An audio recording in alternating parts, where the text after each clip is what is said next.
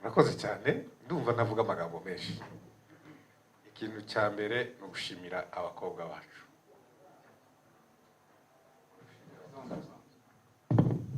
Zifate zombi. No gushimira abakobwa bacu. Mwabaye intangarugero muri itinyuka kandi Gapangu yaravuze ngo nta yindi wundi mwareberagaho, nta bindi byigeze gukorwa ariko mubikora neza. Mwambera amashi abakobwa bacu. Ikindi cya kabiri nuko ibintu byose bitangiye bifite uko bikorwa, ntibinozwe neza, ariko uko bigenda bikorwa inshuro nyinshi bigenda birushaho kuba byiza. Mu by'ukuri ndavuga amagambo atatu gusa.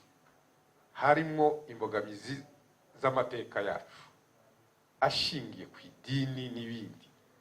Hari n'ibindi byo kumva ko twari hano turi impunzi tutagomba gukora Miss Mulenge, ariko aho turi hose izina Mulenge rigomba kwiyempoza. Timwumvira izina Mulenge amashi, kuko ni izina kandi turi ubwoko dufite identite, turi abo turibo. Abakobwa bacu niyo mpamvu twababazaga iby'umuco wacu, kuko aho tugomba kugenda tutagomba guheranwa ibihugu twagiyemo. Turi kumwe, umuco wacu uturanga n'akagozi kaduhambiriye, kaduhuza n'abasokuru n'abasokuruza badusize batwise twebwe ko turi abanyamurenge, kandi turibo. Nta n'isoni bidutera. Dufite n'igihugu cyacu aricyo Kongo n'agace duherereyemo ariko ka Murenge. Icya kabiri nababwira, tusoje iyi edition y'umwaka ushize dushimira Miss Theodora n'ibyegera bye, Miss Deborah n'abandi bamwungirije kugeza ko ari 6 twahaye ibihembo. Ariko edition ya 2023 iraje kandi je ishyushye. Muvuge ngo ishyushye, nziza pe, iteguye kandi neza. Numvishe Gapangu avuga ngo ibintu ndagira ngo dufite umwanya uhagije kugeza mu kwezi kwa 6 kugira ngo tuyitegure neza kandi dukora ibikorwa bifite isuku. Turi kumwe kandi hazaba harimo ibihembo biruta ibyo twatanze mbere. Sinshaka kubivuga, ndagira ngo dufitanye iryo banga. Bimeze neza cyane. Turabararikira abakobwa bacu Katsalani, Kitengela, Rongayi, hano i Bugande, mu Rwanda, mu Minembwe, muzitabire Miss East Africa 2023 nari bivuze nabi. Kandi bizaba rimeze neza. Imishinga yanyu muzayitegure neza ko muzayivuga no mu Cyongereza. Niyo mpamvu none twazamuye level. Twatekereza ko mbere twatekereza ngo abana barangije gusoma 6, turashaka abantu bafite ubumenyi. Turashaka ko Miss zaba ari umuntu uzagaragaza ubumenyi. Turi kumwe, agira ubwiza, agira ubumenyi, agire n'ubwenge, amenye n'umuco, amenye byose, ku buryo mbese tuzazamuraho gatoya ibyo twakoze umwaka ushize. Ntituvuze ko abo umwaka ushize batakoze neza cyangwa batari bafite ibyo ngibyo tuvuze, ariko tuzazamuraho gatoya. Sinima munyumva neza, tuzaba tubyigiza hejuru gatoya. Aba nabo bose bapiganywe usibye bano 3 babanziriza abandi bose mufite uburenganzira bwo kuza muri Miss Mulenge 2023. Ntimucike intege n'abaduca intege n'abavuga byinshi, tuzakomeza kandi tuzagera kure. Ikindi navuga ikomeye, umwana w'umukobwa ntagomba gusigazwa inyuma. Nakurikiye ejo bundi umunsi mpuzamahanga w'abagore n'abari n'abakobwa, hari akantu karimo mu ntego z'ikinyagihumbi karimo. Uyu mwaka twijije umwana w'umukobwa cyangwa umugore ujana na innovation na technology. Tagira ngo niko niyo yari mwarabikurikiye neza. Nuvuga ngo tugomba gukataza imbere. Rero ntabwo umwana w'umukobwa w'umunyamurenge agomba gusigara. Mu bigomba gukorwa byose, ibyiza Miss Mulenge n'ibindi, kwiga, gutera imbere, kuba ahabwa uburenganzira kimwe n'abana b'abahungu. Ibyo byose tugomba kubiharanira kandi tukazabigeraho. Ndabashimiye cyane. Shimira Dodos, shimira Johnson Papa Legend kuba ari bo bafashe umukingo ukomeye kandi bateye intambwe ya mbere mu buryo bugoye. Sibo bafite amafaranga menshi, ndagira ngo nibyo Dodo, simwe mufite amafaranga menshi, ariko nimwe mwatekereje ko ayo mufite make mwayasangira n'abandi. Urakaze neza. Murakoze bya Mungu, nari kuvuga mpagaze ari mpamvu mbanje guhagarara kugira ngo mbahereze ibyubahiro byanyu, ariko ngiye kongera nicare kugira ngo mbashe kuvuga nisanzuye hatagira icyo ndibuze gusiga. Aho si sawa? Okay. Rero amazina ni Sam K Dodosi, nkuko mubizi mukunze kunyita Dr. Sam. Sinarinzi ko rizwi hanze muri public kuko ni izina ryo mu kazi ryo mu rugo, ariko kubona ko wenda karageze hanze ndumva ko ni ibyo kwishimirwa cyangwa se gushimira abarinyita. Naturutse muri Amerika, niho ntuye. Nahavuye ndabyibuka ko nahavuye ari kuwa gatatu no kuwa kane, nageze hano ari kuwa gatatu. Nahavuye mu kindi cyumweru gishize. Ni urugendo rwari rurerure rwantwaye iminsi myinshi cyane. Rero kuba ndi hano ni by'agaciro cyane. Kuba mwanyitabye, iyi ni imwe muri projet yankuye muri Amerika, ngafata amatike ngashaka amaviza yo kwinjira muri Kenya. Rero mwumve ko nishimye kandi mbashimiye cyane, uhereye kuba miss, aba judges. Iyo mutaza kwitabira Miss Mulenge mwaka ushize, nta mpamvu yanjye kuba ndi hano. Iyo mutaza kwemera ibitekerezo byacu byari bishasha mu bwoko, mukabasha kubyisangamo, mukabasha kugira confidence. Ntabwo ari ibanga kuvuga ko umukobwa w'umunyafrika, turekane n'umunyamurenge, umunyafrika hose bakorerwa injustice cyangwa se injustice nyinshi cyane ku rwego rutandukanye n'abahungu. Nimba mwarasomye igitabo cya The Power of Women cyanditswe n'umudokiteri wo muri Congo, hari amateka ari muri Congo y'abakongomani kazi mabi yakorewe mu gihe cy'intambara, ababyeyi bari guhunga, abana bato bari kwirwanaho mu buzima bwabo, cyangwa se bashaka kuguma muri Congo. Dutegura project nje na Papa Legend hari ku cyumweru saa 8:30. Ndabyibuka twari twicaye muri salo tumaje kurya, turi gufata icyo kunywa. Hari amaze meze biri dukufashije abasore mu bintu bya football. Umukobwa umwe wo hanze uri ku wundi mugabane araduhamagara avuga ngo Sam K na Papa Legend ko tubazi ibikorwa byanyu ko byivuga cyangwa ko byivugira abo muri bo, kubera iki umwana w'umukobwa mu musiga inyuma iteka ryose yo mukoze ibikorwa cyangwa se project. Ako kanya yadusize muri suspense, yadusize mu gihirahiro, biduforcinga gutekereza, kandi dukunda gutekereza hamwe, twashize intekerezo hamwe. Ako kanya turavuga se ni ikihe gikorwa kiri kubura mu bwoko bwacu cy'iterambere cyatinyura umwana w'umukobwa akacyisangamo.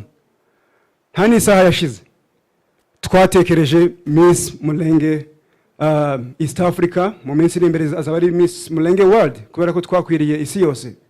Turi igiti cyakwiriye amashami menshi, bitavuze ko twibagiwe aho twaturutse, ariko bivuze ko n'abandi bafite ibihugu nabo baje hanze kwiga cyangwa se gushakayo ubuzima.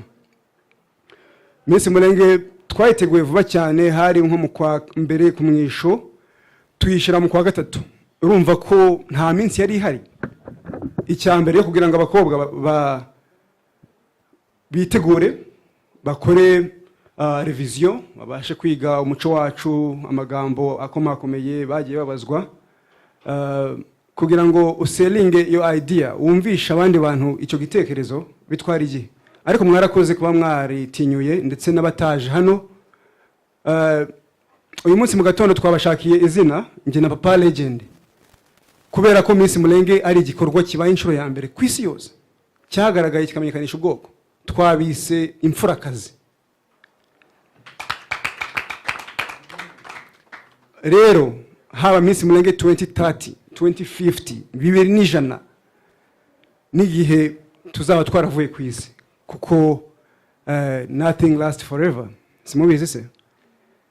Muzumve ko muri abatangije ino project, waba waratwaye ikamba, waba waraviremo majonjora mu ntara, wumve ko just kuza kuri kamera ukavuga uriwe ikikuraje ijoro kubera ubwoko bwacu, ntimukemere ko hagira undi muntu uzabaca amazi cyangwa se uzayifata simple ibintu mwakoze. Muri imfurakazi, iryo zina ni iryanyu. Ndashimira abaje n'abataje, muze kubambwira ko nabashimiye. Twari twatumiye bose kuva ku munsi wa mbere, ariko habashije kuboneka bake. Nshimira abari bagize ibyago muri mwe ariko babashije kuza, abari bafite akazi bakakigomwa bakaza.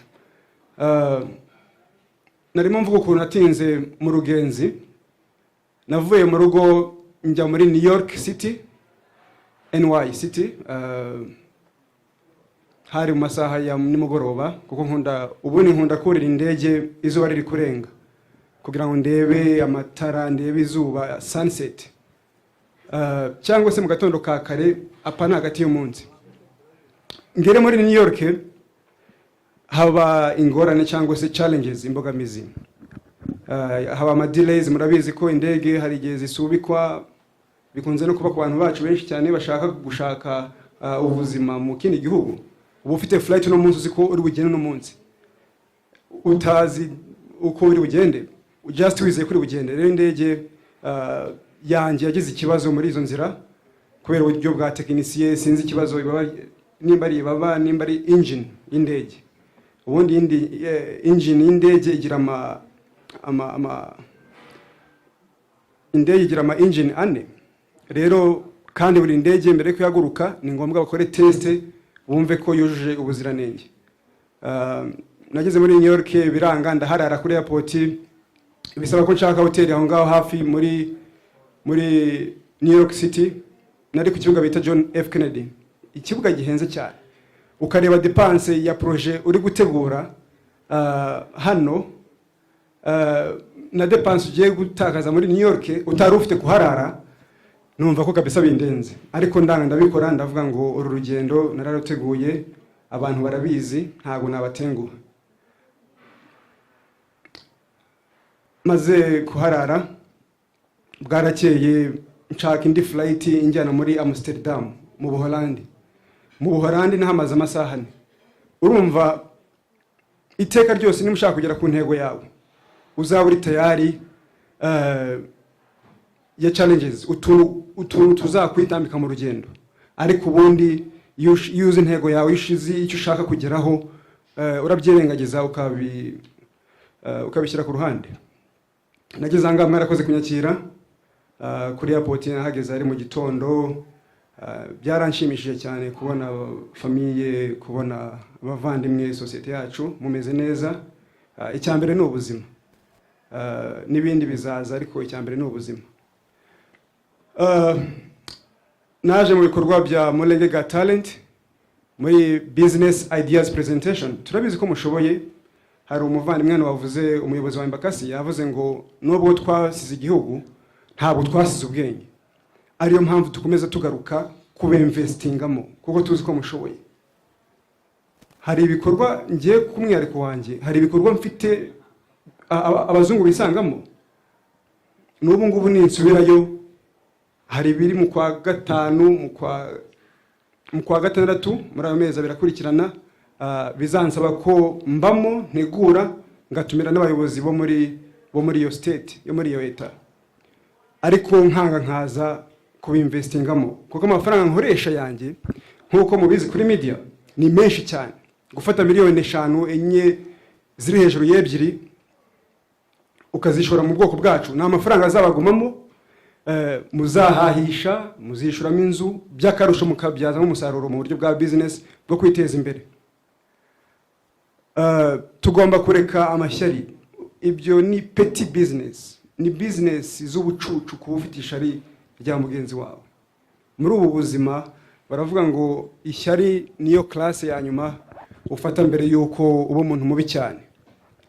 Rero muziri na macakubiri, muzasenyere ku mugozi umwe. Ibikorwa dutegura ntaho bibogamiye.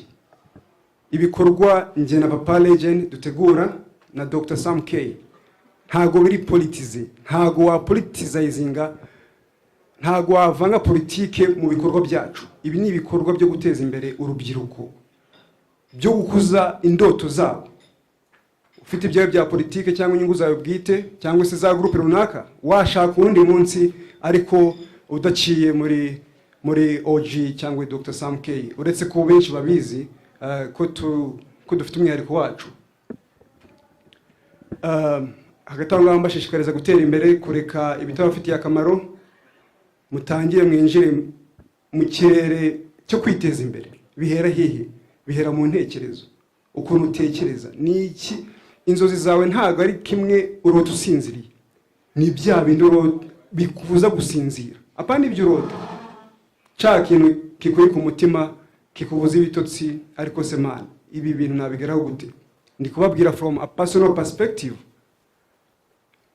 Perspective yanyu nuko ntimuka giving up ku nzozi zanyu. Tukiri kuri topic ya Miss Mulenge, ndashimira aba judge bakoordinatinze Miss Mulenge. Nibo bwa mbere yari ibaye mu matwi y'abantu ku isi yose. Ndashimira judge Charles Vubi, niwe wari ukuriye aba judge, iyo department y'aba judge. Ndagushimiye cyane mubyeyi, ndabizi ko wari ufite challenges, kuba ufite umwana wawe mu bari gukontesta, mu bari kwiyamamaza kuba Miss Mulenge, ariko ndetse yabyivugiye ko ari we wa mbere wamushishikarije kubyitabira. Despite yuko wari umujudge, wari ufite challenges, kuko yaza kuba wenda yaza kuba ari wari ukwiriye kuba Miss akanamuba, byari guteza ikibazo kandi yari abikwiriye. Rero wigomye byinshi, uranga uramurekura araza. Ndagushimiye. Kandi na Miss Mulenge y'uno mwaka ndetse n'iziri imbere wenda, kuko tuzi ko umuntu uri intellectual, turagusaba ko uzakomeza kutuba hafi mu buryo bw'intekerezo ndetse no mu buryo bwo gukomeza kwimikaza, sinzi ikinyamurenge neza, gukomeza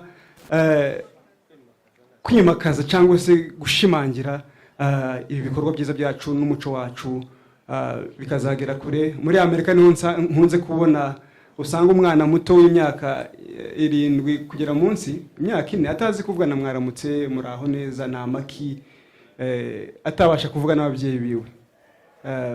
Rero kuba ibyo ukora byose, kuba warahatubereye, ni bake bari kuza kuba aba judge.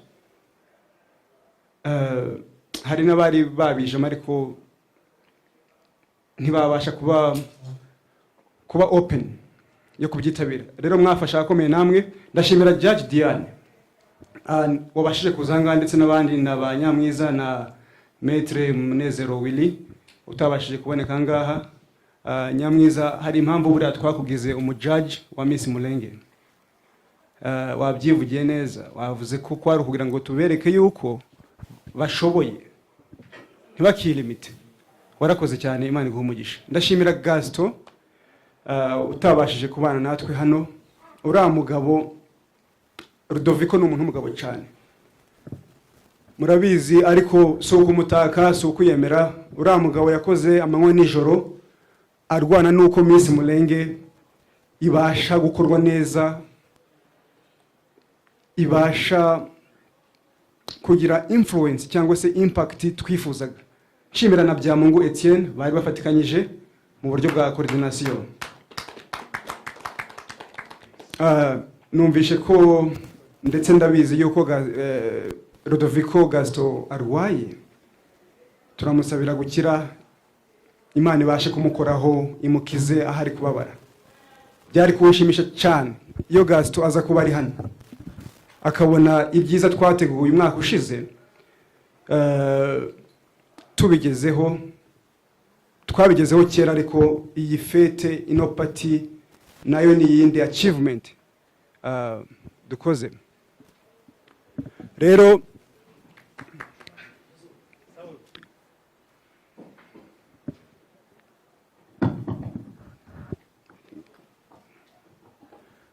rero mwagize neza, nshimira media. Media iri mu bantu bamenyekanishije Miss Mulenge ku rwego ruhambaye, ku rwego ruri hejuru. Ntabavuze mu izina mwese muri izi abakoze muri Miss Mulenge, abakameye bira bikorwa kuva mu majonjora kugeza kuri final, aho Papa Legend Oji yari ahari, yarahambereye, nawe ndamushimiye cyane. Oji umufatanyabikorwa w'ibihe byose, noneho akarusho akaba n'umuvandimwe wanjye. Nshaka kubabwira kuri Miss Mulenge iri kuza ubutaha na project ziri imbere kugira ngo muzisangemo. Naganiriye na benshi muri mwe, bambwiye ibitekerezo bafite bya business, by'iterambere, ibyo bamazemo iminsi bakora ariko bashaka kwagura. Miss Mulenge mwaka utaha turayiteganya. Miss Mulenge no mwaka wa 2023 turayitegura mu kwezi kwa kuva mu kwa gatandatu kuzamura. Rero tuzahitamo ukwezi kumwe, aho twembi nge na OG kuko yarabinsabye cyane, iyo ubutaha tuzabana. Rero muzayizemo kandi dushishikariza abashiki bacu gukomeza kwiteza imbere. Nari mfite byinshi byo kuvuga ariko ngiye gusoza, munyihanganire. Ndashimira Trésor Laban wakoze muri Miss Mulenge y'umwaka ushize, ndetse ugikomeje gukora ibikorwa by'indashikirwa. Nshimira MC Notable yatubereye MC mwiza muri Miss Mulenge mwaka ushize, ndetse ni na projet mfite hano kano kanya. Yatubereye MC muri Sam K Super Cup, atubereye MC mu gikorwa cyo gufasha abapfakazi. Ndagushimiye Notable, mu by'ukuri Imana iguhereze umugisha kandi tuzakomeza tubane mu bikorwa biri imbere. Ndashimira Butoto missionnaire yarakuriye protocole ya Miss Mulenge mwaka ushize. Ndashimira mwese mwaje, ndashimira Zizaje Comedy na Sam Records artists mwabashije kwana natwe. Igikorwa cya Miss Mulenge muzakibwire n'abandi bashiki bacu ibyiza mwagisanzemo, ndetse n'ibikorwa mwakoze biciye muri Miss Mulenge platform twabahaye, ariko namwe mwaduhaye, urumva ko twarahaye. Ndibuka mfasha abapfakazi 100 umwaka ushize, nakoresheje Miss Mulenge East Africa, abari babyitabiriye. Ndibuka ko njya kugaburira abapfakazi mu Bugande, nakoresheje Miss Mulenge East Africa contestant. Urumva ko turabakoresha kugeza ibyiza ku bwoko bwacu aho babikeneye. Rero mwarakoze kuri byose. Ndazirikana imishinga mwakomeje gukora nyuma ya Miss Mulenge. Mwari mwatangarije kanama nkemurampaka aba judges na Miss Louise yajyaga yohereza sinzi ko nabyita mu buryo bwumvikana hygiene y'abakobwa, kwigirira isuku kw'abakobwa mu minembwe. Rero ndabashimiye n'abantu ntavuze mu mazina. Miss Esther bakoresheje igiterane cyo gushishikariza urubyiruko kuva mu byo barimo kwinjira mu bifite akamaro. Ni ibikorwa byiza. Kuba Miss Mulenge ntabwo twaje kubasezera, ahubwo kuko no mu gutanga amakamba muzaba muhari y'uno mwaka. Nimwe muzafungurira abandi inzira, nimwe muzabatoza, kandi tuzahora tubiyambaza muri ibi bikorwa. Rero ntabwo tubasezereye gusa, nuko uno munsi ari wo munsi neza Miss Mulenge y'umwaka ushize yabayeho, tariki 12 z'ukwezi kwa gatatu.